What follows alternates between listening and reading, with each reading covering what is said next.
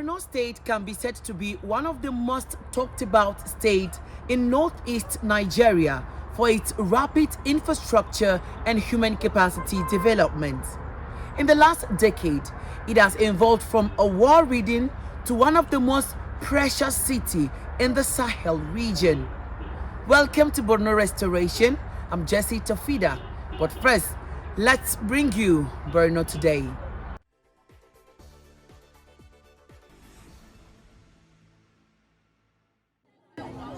Displacement caused by the Boko Haram insurgency in Borno results to about 1.8 million people.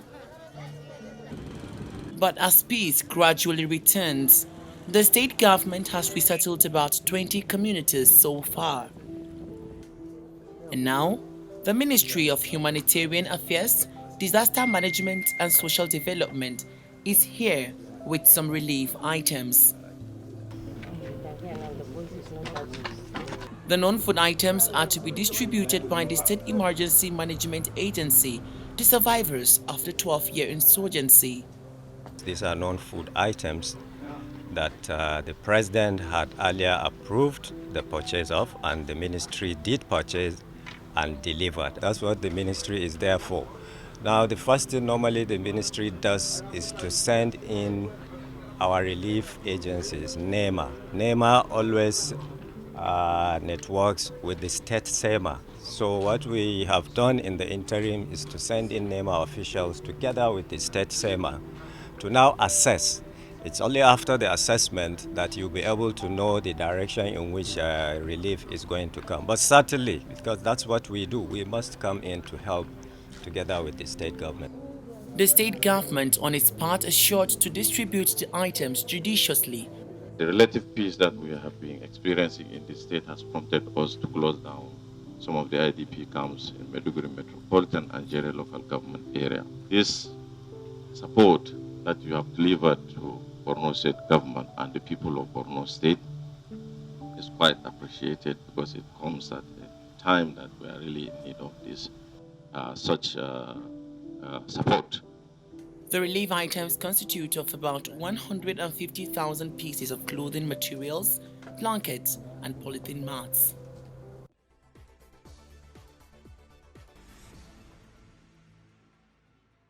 The 12-year Boko Haram insurgency has been a setback to the Borno State education sector. Many children have been orphaned by terrorist attacks, forcing thousands to drop out of school. But the Speaker, Borno State House of Assembly, Abdul Karim Lawan, is determined to ensure that the students in his constituency go back to school. He has set the ball rolling by sponsoring 446 students to study in any tertiary institution within the state. I know the scholarships in the various tertiary institutions in the state is in a very high volume. I'm sure it will be going to push some of the programs. By next year, inshallah, we're going to give another scholarships to our university. Abdul Karim Lawan tasked the military to redouble efforts in their fight against insurgency in order to make Kuzamala safe for his people to return. I insist that Kuzamala local government is still under the control of Boko Haram, because this is not my first time to mention this kind of statement. All our people in Kuzamala local government were taking refugees either in the IDP camps or in the hospital. So I'm appealing to the federal government and the Nigerian military to take over Kuzamala local government from the service. Stakeholders laud the foresight of the Speaker and his commitment to giving the students a bright future. This is a very interesting gesture, and the first of its kind. I've never seen somebody who is given scholarship to over 1,000 students at a time, and every year. I urge the students to make very good use of the money they get. As you can see from our faces, there is a clear indication that every student now is very happy. We are very glad from his gesture, and inshallah, like I said earlier, we will not let him down, as we promise to make proper good use of this scholarship. So far, over 1,000 students have benefited from this gesture by the Speaker, Borno State House of Assembly.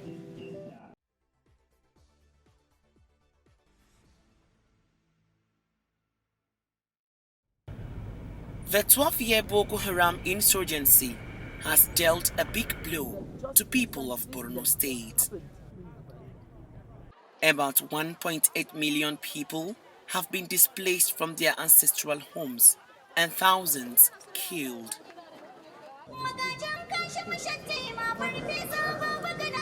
Roads and infrastructure.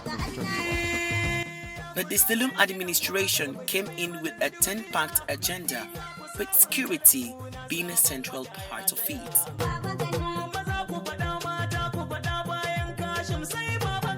With its support to the security agencies in terms of logistics, the state has started enjoying relative peace.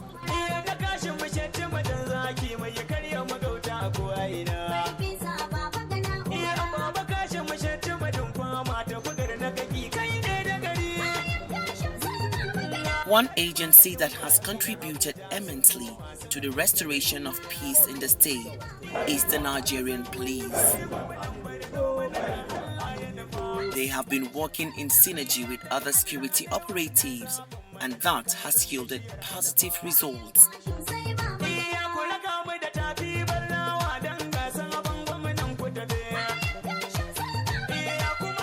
The Borno State Police Command has arrested several people suspected to be linked with insurgents. They have also recovered a number of arms and ammunition of terrorists. We continue to make series of achievements, countless of them. Every day, now and then, as we are been here, the Maiduguri Metropolitan is highly secured. You can move freely, unlike the years past. Things are being normalized, things are being stabilized. And how does it come? It's through the professionalism of the Nigerian police. In complementary effort of those that are in the forefront, the military. You know, it wasn't like this before. And the police on our own part were ensuring that we have adequate civil authority enforcement everywhere in Maiduguri and its environs. As such, you can see there's relative peace.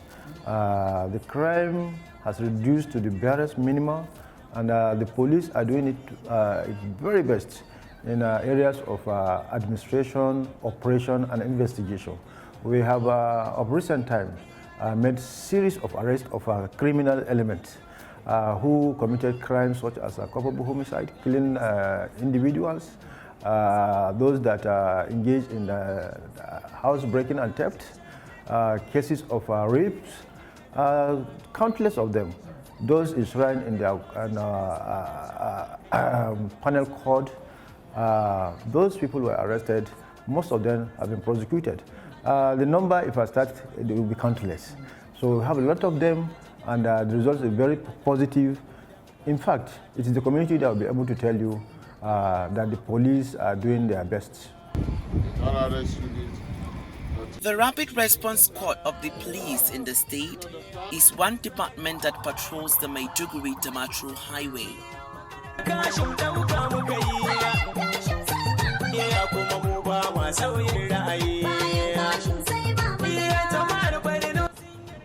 The road links Maiduguri to other parts of the country. During the peak of insurgency, commuters travel with fears as several abductions have been made by insurgents.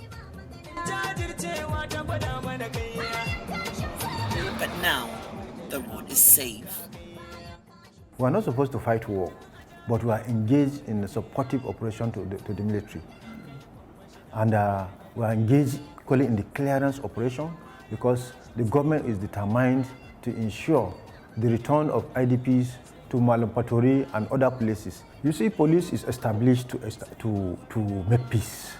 We are peacemakers, and the constitutional mandate is to safeguard lives and property, ensure enforcement of laws within the state.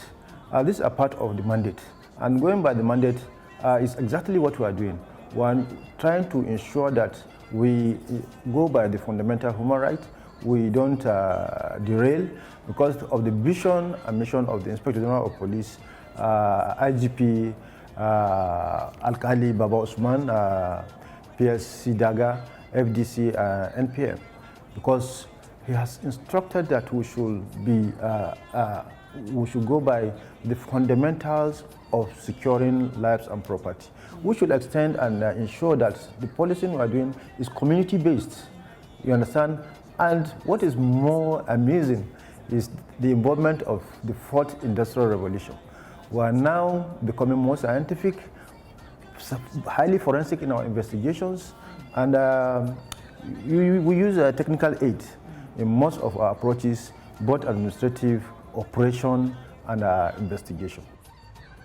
Residents of the state appreciate efforts by the state government in securing their lives and property.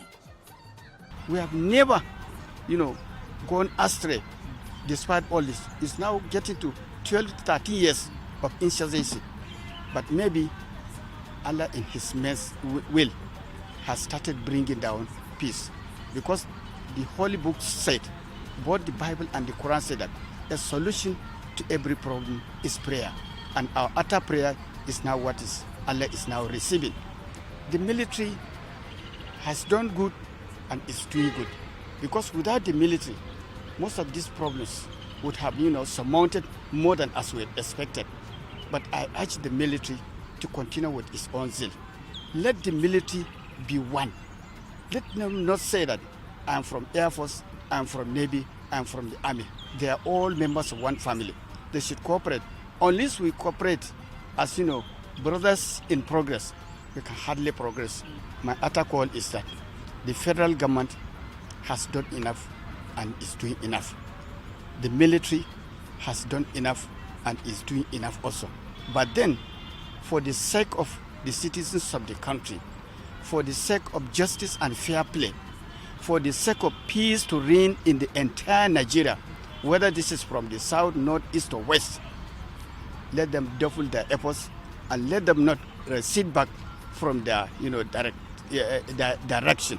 It's a very good development to Borno State, and because we have seen a lot of Boko Haram has been surrendered, and then before we have 3 local government that is not accessible, but now almost 2 of them were being accessible.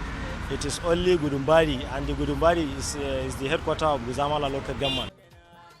With this move by the state government, residents are hopeful that Borno will regain its past glory as the home of peace.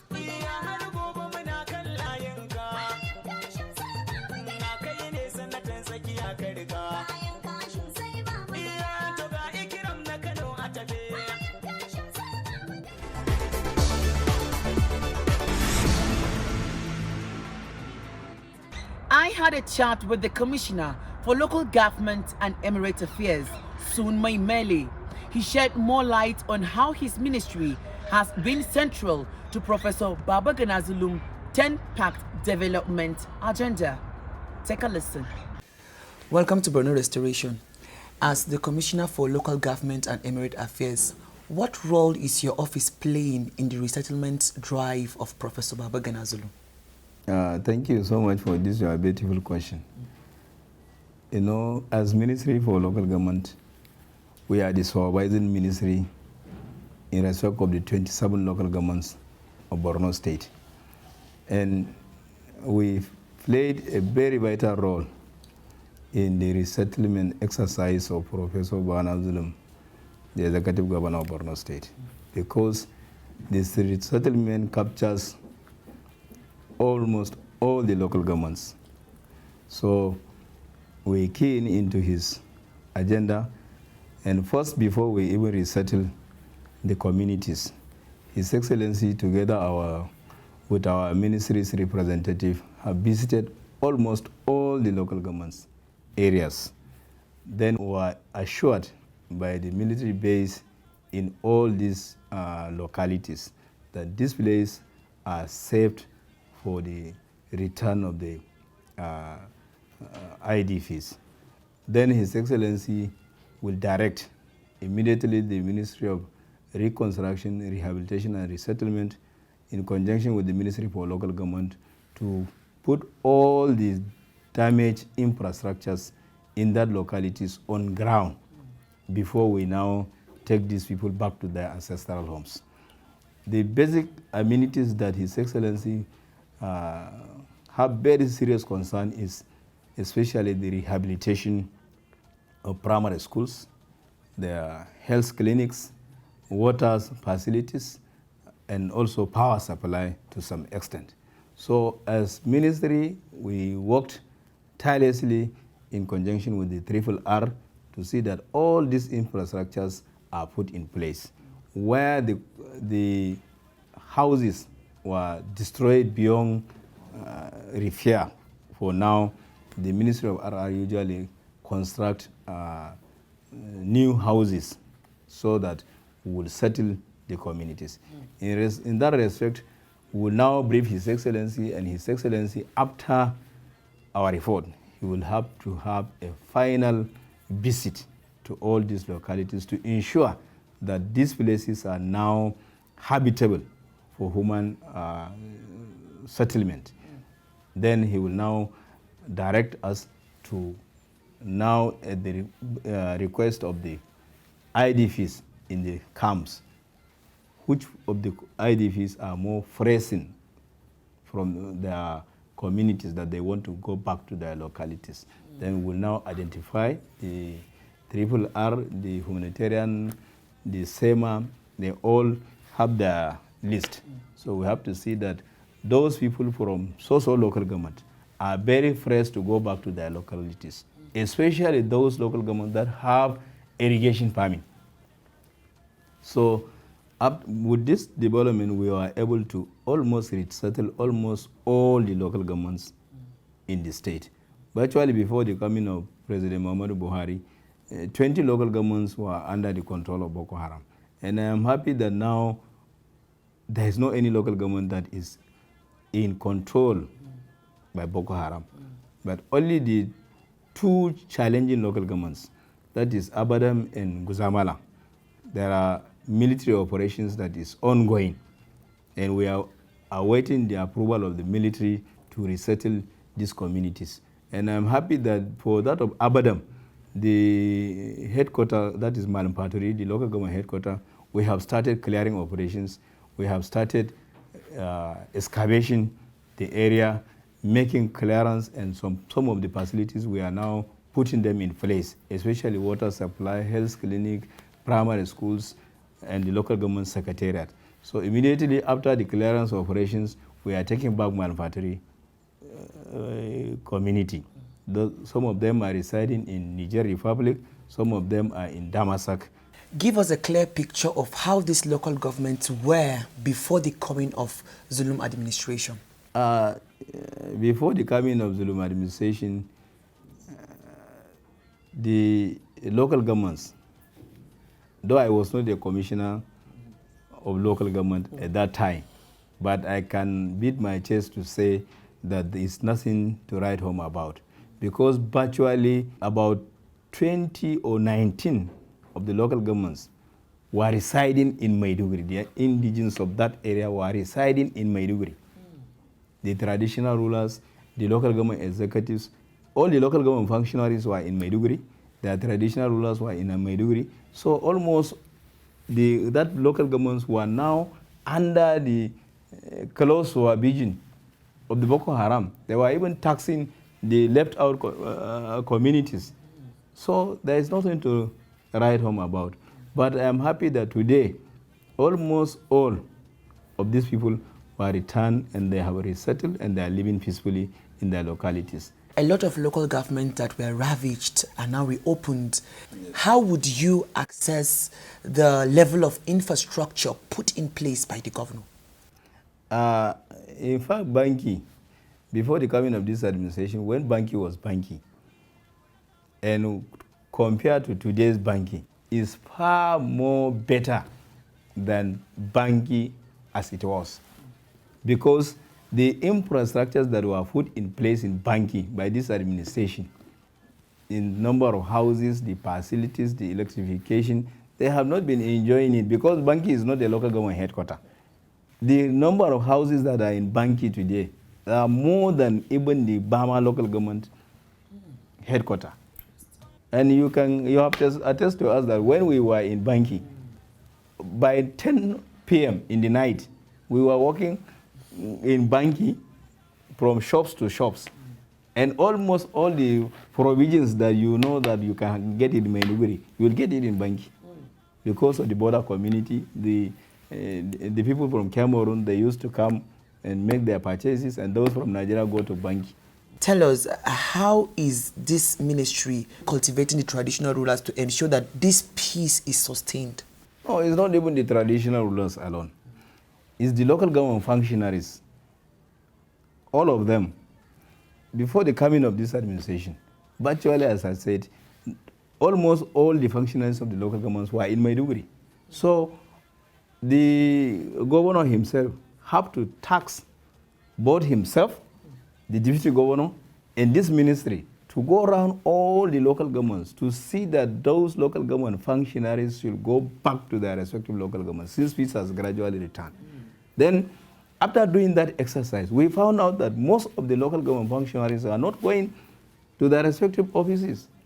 So the governor now directed that we should have a surprise visit to these local governments. The governor took the pain of going to Borno Central. The deputy governor took the pain to go to Borno South. And this ministry, headed by my humble self, went to Borno North. And we now made a surprise visit to the local governments, and we found that almost 100 plus senior civil servants were not in their respective offices. So when we now brought our report, the governor directed that all these people should be suspended. We suspended them, and for a period of 3 months. That after this suspension, people has learned a lesson.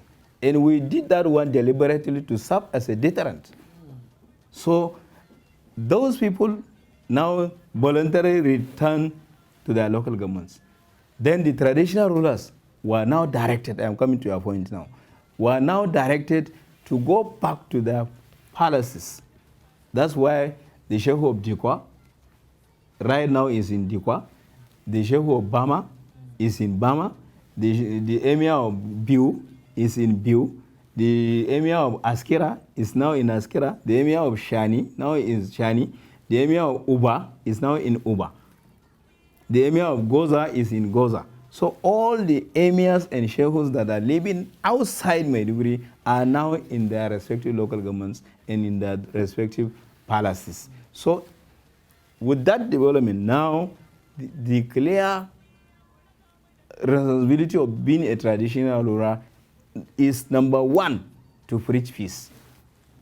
That is their primary objectives. So when they went back, now the district heads went back, the village heads went back, the bulamas, that was the ward heads, they also went back.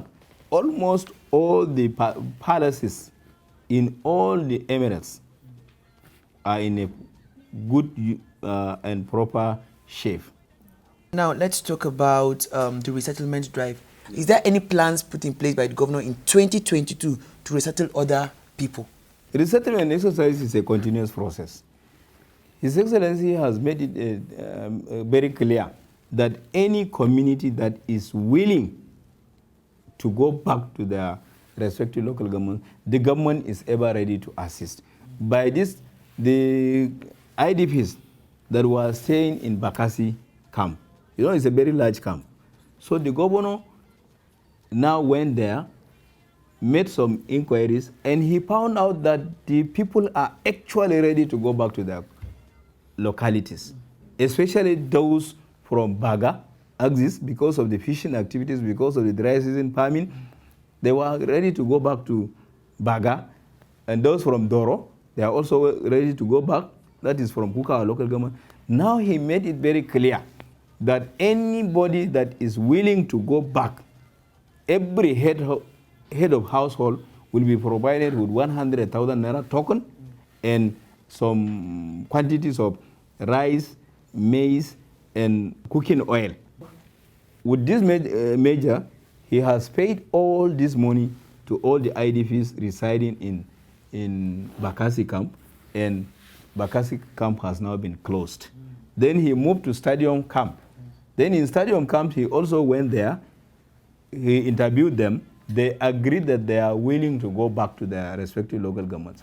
Then he now ordered that the SEMA should go and take the stock of those who are actually willing to go back to their communities. The team was headed by the chairman of palliative committee, the commissioner of agriculture. They went there and got the statistics. Then he moved to Teachers Village. Teachers Village, I can say, is almost the second largest camp in the state. They were all paid this money. So 4 of these major camps in Maiduguri are now closed. And these people were willingly going back to their respective communities. And I am happy some of them, with their return immediately, they went into their farming business. They went into their fishing businesses.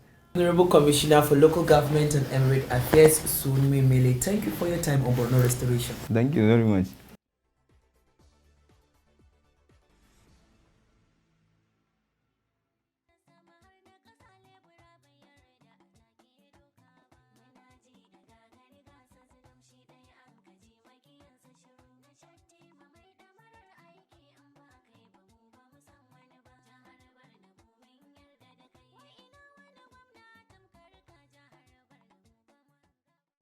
And that's our package on this edition of Borno Restoration.